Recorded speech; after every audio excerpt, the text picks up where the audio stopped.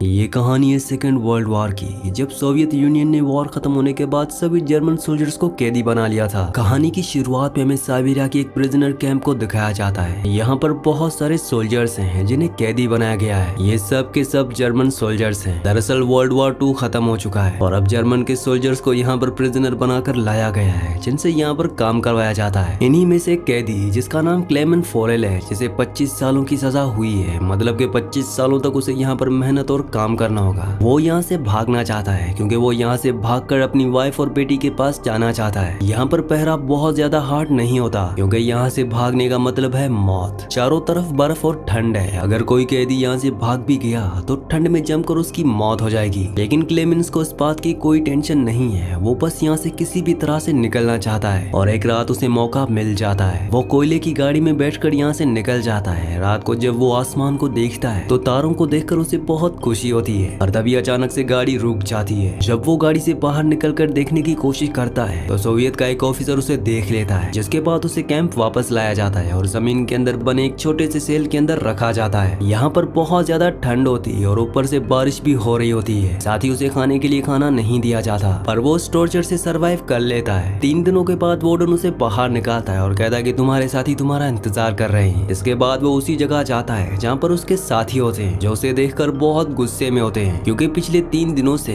Clemens की वजह से इनमें से किसी को भी खाना नहीं मिला होता। और अब ये सब के सब क्लेमेंस के ऊपर अपना गुस्सा उतारते हैं। वो क्लेमेंस को बहुत बुरी तरह से मारते हैं, जिससे क्लेमेंस बहुत जख्मी हो जाता है। जिसके बाद एक डॉक्टर जो इन्हीं कैदियों में से एक कैदी है, वो क्लेमेंस का इलाज करने के लिए उसके पास आता है। क्लेमेंस कहता है कि मैं यहाँ पर रहकर मरना नहीं चाहता, मैं अपनी वाइफ और बेटी के पास वापस जर्मनी जाना चाहता हूँ। डॉक्टर कहता है कि यहाँ से भागना नामुमकिन है। अगर तुम यहाँ से भाग भी गए तो ठंड में मारे जाओगे, और सच ये भी है कि अगर तुम नहीं भागे तो भी मारे जाओगे, क्योंकि यहाँ पर सोवियत वाले जो तुमसे लेड की खुदाई करवाते हैं वो धीरे धीरे हवा के साथ तुम्हारी बॉडी के अंदर जाता है। इससे इंसान को खतरनाक बीमारी होती है, जिस बीमारी से कोई इंसान बच नहीं सकता, और इसीलिए डॉक्टर खुद भी बीमार होता है। वो कहता है कि तुम्हें भागना जरूर चाहिए। वो उसे अपने गर्म कपड़े देता है और बताता है कि रेलवे लाइन पर जगह जगह खाना छुपा कर रखा गया है। उसके पास जो जूते होते हैं वो भी उसे दे देता है, साथ ही एक गन भी। असल में डॉक्टर खुद भी यहाँ से कभी भागना चाहता था, पर अब जबकि वो बहुत जल्दी मरने वाला है, इसीलिए उसका यहाँ से भागने का कोई मतलब नहीं है। इसीलिए उसने जो खुद के भागने के लिए तैयारी की होती है वो सारा सामान क्लेमेंस को दे देता है। साथ ही उसे वो अपना लंच बॉक्स भी दे देता है और कहता है कि अगर तुम यहाँ से भागकर सही सलामत बाहर पहुंच गए तो ये मेरी फैमिली को दे देना और उनसे कहना कि मैं अब इस दुनिया में नहीं हूँ। उसी रात को बर्फीला तूफान आता है, जिस तूफान में क्लेमेंस एक बार फिर से भाग जाता है। सुबह वार्डन को ये बात पता चल जाती है। वो डॉक्टर के पास आता है, पर अब डॉक्टर मर चुका है। वार्डन को उस बात से बहुत गुस्सा आता है कि क्लेमेंस एक बार फिर से भाग गया। वो अपने सिपाहियों को उसे पकड़ने के लिए भेजता है, लेकिन किसी को भी उसका पता नहीं चलता। सब कहते हैं कि वो मर गया होगा क्योंकि चारों तरफ बहुत ज्यादा ठंड है, जिसमें कोई भी इंसान जमकर मर जाएगा। लेकिन वार्डन को पूरा यकीन होता है कि क्लेमेंस जिंदा है, इसीलिए वो उसकी तलाशी जारी रखता है। वहीं हमें क्लेमेंस को दिखाया जाता है जो बर्फ के तूफान को सहता हुआ लगातार धीरे धीरे आगे बढ़ रहा होता है। आज उसे इस बर्फ में चलते चलते पूरे 9 दिन हो चुके हैं। तभी उसे डॉग्स के भौंकने की आवाज आती है। जब वो पीछे देखता है तो एक स्लेड उसकी तरफ आ रही होती है। वो वहीं पर ही गिर जाता है और स्लेड उसे ऊपर से रोंगता हुआ निकल जाता है। तभी उसकी आंखें खुल जाती हैं। वो देखता है कि ये उसका एक सपना था। क्लेमेंस इस अपने सपने से बहुत डर जाता है क्योंकि कई दिनों से पैदल चलने की वजह से वो बहुत ज्यादा थक चुका है। उसका खाना भी खत्म हो चुका है। वो भूखा है और प्यासा है, इसीलिए वो वहीं पर गिरकर बेहोश हो जाता है। वीडियो में आगे बढ़ने से पहले एक जरूरी अनाउंसमेंट। अगर आप साइफाई, सर्वाइवल और हॉरर मूवीज के शौकीन हैं तो हमारे दूसरे चैनल को सब्सक्राइब कर लीजिए, क्योंकि वहाँ पर हम हॉरर और साइफाई मूवीज अपलोड करते हैं। तो आप सबसे रिक्वेस्ट है कि जल्दी से जाके हमारे दूसरे चैनल को सब्सक्राइब कर लीजिए। चैनल का लिंक नीचे डिस्क्रिप्शन में है। कुछ देर के बाद उसे होश आता है। दरअसल उसे किसी की आवाज आ रही होती है। तभी वो देखता है कि उसके सामने एक सील है। वो अपनी गन निकालकर उस पर फायर करता है, लेकिन गोली सील को नहीं लगती। सील वहाँ से भागने लगती है। क्लेमेंस उसका पीछा करता है और तभी वो एक बर्फ की चट्टान के पीछे चली जाती है, लेकिन इससे पहले कि वो उसकी आंखों से दूर हो जाती है, क्लेमेंस उस पर निशाना लगाता है और उसकी आखिरी गोली सही निशाने पर लगती है, जिससे सील मर जाती है। इसका मतलब ये है कि अब क्लेमेंस के पास खाना भी है। क्लेमेंस ने आज कई दिनों के बाद भरपूर खाना खाया है। इसके बाद वो थोड़ी देर के लिए आराम करता है और आराम करने के बाद वो एक बार फिर से यहाँ से निकल जाता है। उसके पास एक कंपास भी होता है, जिसे वो अपनी डायरेक्शन लगातार देखता रहता है। साथ ही वो अपने दिमाग को एक्टिव रखने के लिए हमेशा अपने आप से बातें करता रहता है। 2 महीनों से वो लगातार चल रहा है और एक दिन उसे अपने सामने एक सूखा हुआ पेड़ दिखता है, जिसे देखकर वो बहुत खुश हो जाता है। आज 2 महीनों के बाद उसने किसी ऐसी चीज को देखा दिखा है, जो इस बात का सिग्नल है कि वो आर्कटिक बर्फीले पहाड़ों से अब बाहर आ चुका है। वहीं वार्डन को दिखाया जाता है, जो अभी भी क्लेमेंस को ढूंढना चाहता है और वो अपने सोल्जर से कहता है कि तुम 500 किलोमीटर के रेडियस में किसी भी कीमत पर उसे ढूंढकर वापस लाओ। मुझे पूरा यकीन है कि वो अब भी जिंदा है। दूसरी तरफ हमें क्लेमेंस को दिखाया जाता है, जो अब जंगल तक पहुंच चुका है। वहाँ पर सब पेड़ पूरी तरह से सूखे होते हैं। तभी यहाँ पर बर्फीला तूफान आ जाता है, जिस वजह से पेड़ टूटकर गिरने लगते हैं और इन्हीं पेड़ों में से एक पेड़ क्लेमेंस के ऊपर गिर जाता है। पर उसकी किस्मत अच्छी होती है कि यहाँ पर दो लोग होते हैं जो यहाँ पर सोने की तलाश में आए होते हैं। वो दोनों मिलकर क्लेमेंस की जान बचा लेते हैं। अब ये तीनों के तीनों यहाँ से आगे बढ़ते हैं। असल में ये यहाँ से निकलना चाहते हैं। मौसम भी पूरी तरह से बदल चुका है, बर्फ पिघल चुकी है और नदियों का बहाव पहले जैसा हो गया है। ये तीनों के तीनों एक लकड़ी की राफ्ट बनाती हैं और उस राफ्ट के ऊपर बैठकर ये झील के सहारे आगे बढ़ना शुरू कर देते हैं। लेकिन तभी नदी का बहाव तेज हो जाता है, जिसमें एक इनका साथी नीचे गिर जाता है। क्लेमेंस अपनी जान की परवाह किए बगैर उसे बचाने के लिए नदी में कूद जाता है और बहुत मुश्किल से वो उस साथी को नदी के किनारे ले आता है। पर इनका जो दूसरा साथी होता है वो राफ्ट से अकेला आगे बढ़ जाता है। कुछ देर बाद ये उस जगह पहुंच जाते हैं जहाँ पर उसने अपने साथी के साथ स्टे किया था। उसके पास वो सोने के छोटे छोटे टुकड़े भी होते हैं, जिन्हें ढूंढने के लिए वो जंगल में बर्फीली जगह पर गए थे। उसके मन में लालच आ जाता है। वो सोचता है कि मेरा साथी तो अब मर चुका है, ये सारा का सारा सोना मेरा होगा। लेकिन कुछ ही देर बाद उसका साथी और क्लेमेंस वो दोनों के दोनों वहाँ पर आ जाते हैं। अब क्लेमेंस ने जिसकी जान बचाई होती है उसे समझ में आ जाता है कि उसके साथी ने उसे धोखा दिया है। वो जानबूझकर वहाँ से राफ्ट लेकर चला गया था, इसीलिए वो उसे गोली मार देता है। जिसके बाद क्लेमेंस और वो आदमी ये दोनों के दोनों वहाँ से निकल जाते हैं। पर यहाँ से निकलना इतना आसान नहीं है। ये लगातार चलते रहते हैं और अब इन्हें कई महीने यहाँ पर हो चुके हैं। एक बार फिर से इनका सामना बर्फ से होता है। अब ये लगातार बर्फ में आगे बढ़ने लगते हैं। क्लेमेंस के साथ जो आदमी है जिसके पास बहुत सोना है, क्लेमेंस उसे कहता है कि तुम अपना बैग कुछ देर के लिए मुझे दे दो, तुम बहुत ज्यादा थक चुके हो। लेकिन उसे लगता है कि क्लेमेंस उसका सोना चुराना चाहता है, इसीलिए वो उस बैग से क्लेमेंस पर हमला कर देता है, जिस वजह से क्लेमेंस ऊपर से नीचे गिर जाता है। नीचे गिरने की वजह से क्लेमेंस बेहोश हो जाता है। कुछ देर बाद भेड़ियों की आवाज से उसकी आंखें खुलती हैं। वो देखता है कि बहुत सारे भेड़िए उसकी तरफ उसका शिकार करने के लिए आ रहे हैं। वो अपनी जान बचाने के लिए पेड़ के ऊपर चढ़ जाता है, लेकिन भेड़िए उसका पैर पकड़ लेते हैं। ये पेड़ बहुत ही पतला होता है, जिस वजह से पेड़ टूट जाता है। पर इससे पहले कि भेड़ियों से अपना शिकार बनाते तब अचानक उसे गोलियां चलने की आवाज आती है। असल में यहाँ पास ही के कुछ लोकल लोगों ने सारे भेड़ियों को मार दिया होता है। वो क्लेमेंस की जान बचाते हैं और उसे अपने गाँव में ले आते हैं। क्लेमेंस को जब होश आता है तभी वो देखता है कि वो एक गाँव में है, जिससे उसे बहुत खुशी होती है। और तभी यहाँ पर सोवियत सोल्जर से उनकी आर्मी का एक मैसेज आता है, जो उन लोगों को बताता है कि एक जर्मन सोल्जर हमारे कैंप से भाग गया है। अगर किसी ने भी उसे शेल्टर दिया तो वो मारा जाएगा। ये जानने के बाद वहाँ के जो लोकल्स होते हैं वो क्लेमेंस से कहते हैं कि तुम्हें यहाँ से जाना होगा, तुम्हारी जान को यहाँ पर खतरा है। वो क्लेमेंस को सफर के लिए बहुत सारा खाना और एक डॉग भी देते हैं, ताकि सफर में उसका एक साथी भी हो। अब वो अपने डॉग के साथ 1 साल तक लगातार पैदल आगे बढ़ता चला जाता है। एक दिन वो उस जगह पहुंचता है जहाँ पर बहुत सारे मिल वर्कर्स होते हैं। क्लेमेंस का डॉग उनके पास चला जाता है। क्लेमेंस अपने डॉग को बचाने के लिए वहाँ पर जाता है। मिल के वर्कर्स क्लेमेंस को पहचान लेते हैं कि वो एक जर्मन है, इसलिए वो क्लेमेंस को अपने ओनर के पास ले जाते हैं। क्लेमेंस उसे अपनी पूरी कहानी सुनाता है, जिससे उनके दिल में उसके लिए रहम आ जाता है। इसीलिए वो क्लेमेंस को उस ट्रेन में बैठा देते हैं, जिससे वो यहाँ से बाहर निकल सके। क्लेमेंस ये सोचकर बहुत खुश हो रहा होता है कि वो जल्दी अपनी फैमिली के पास वेस्ट जर्मनी में पहुंच जाएगा। रास्ते में एक स्टेशन पड़ता है। क्लेमेंस देख लेता है कि वहाँ पर सोवियत के बहुत सारे सोल्जर्स हैं। वो समझ जाता है कि मिल के ओनर ने और वर्कर्स ने उसके साथ धोखा किया है। दरअसल उन्होंने पहले ही वार्डन को ट्रेन के बारे में बता दिया होता है और वार्डन उसका स्टेशन पर इंतजार कर रहा होता है। लेकिन इससे पहले कि वार्डन उस तक पहुंचता, क्लेमेंस अपने डॉग के साथ ट्रेन से उतरकर भाग जाता है। सोवियत के सोल्जर्स उसका पीछा करते हैं और तभी क्लेमेंस देखता है कि उसके सामने वार्डन खड़ा है। वार्डन उसे गिरफ्तार करना चाहता है, पर इससे पहले कि वो ऐसा करता, उसके साथ जो उसका डॉग होता है वो वार्डन के ऊपर हमला कर देता है, जिससे उसको भागने का मौका मिल जाता है। क्लेमेंस यहाँ से भागना शुरू कर देता है। तभी उसे गोलियों की आवाज सुनाई देती है। वो समझ जाता है कि उसके डॉग को मार दिया गया है, जिससे क्लेमेंस को बहुत दुख होता है। लेकिन वो यहाँ पर रुक नहीं सकता। वो लगातार भागता चला जाता है। सोवियत के सोल्जर उसका पीछा कर रहे होते हैं। क्लेमेंस एक ब्रिज के ऊपर आ जाता है। इसके नीचे से ट्रेन गुजर रही होती है। वो ट्रेन के ऊपर कूद जाता है और इस तरह से वो सोवियत के सोल्जर से एक बार फिर से बच जाता है। अब वो लगातार महीनों तक अपने सफर को पूरा करता है। वो बहुत भूखा होता है। वो एक मेले में पहुंचता है जहाँ पर बहुत लजीज खाने होते हैं, लेकिन उसके पास पैसे नहीं है। वो देखता है कि 2 लड़कियां पैनकेक बेच रही हैं, लेकिन वो उसे खरीद नहीं सकता। वो वहाँ से जाने लगता है। तभी उन 2 लड़कियों में से एक लड़की को उस पर रहम आ जाता है। वो एक बच्चे को पैनकेक का टुकड़ा देती है और कहती है कि उस आदमी को देखे आओ। क्लेमेंस उसे खाकर बहुत खुश होता है। दरअसल वो अब सेंट्रल एशिया तक पहुंच चुका है। यहाँ पर एक पोलिश जूइश आदमी उसे देख लेता है। उसे इस पर शक होता है। इसके बाद वो उसका पीछा करता है। क्लेमेंस एक चर्च में जाता है जहाँ पर वो प्रे करता है। वो जूइश आदमी उसके पास आता है। वो कहता है कि मैं भी एक बेरिजनर था, तुम टेंशन मत लो, मैं तुम्हारी मदद करूंगा। और वो उसे अपने घर ले जाता है जहाँ पर उसने कई सालों बाद शेव की है और आज वो कई सालों बाद अपने असली रूप में आया है। वो जूइश आदमी उसके लिए एक पासपोर्ट बनाता है और कहता है कि तुम अपने घर वापस जा सकते हो। क्लेमेंस बहुत ज्यादा इमोशनल हो जाता है। वो ईरानियन बॉर्डर पर जाता है जहाँ पर अपना पासपोर्ट दिखाता है और उसे बॉर्डर क्रॉस करने की इजाजत मिल जाती है। ये सोचकर वो बहुत खुश होता है कि वो अपने घर और अपनी फैमिली के पास वापस पहुंच जाएगा।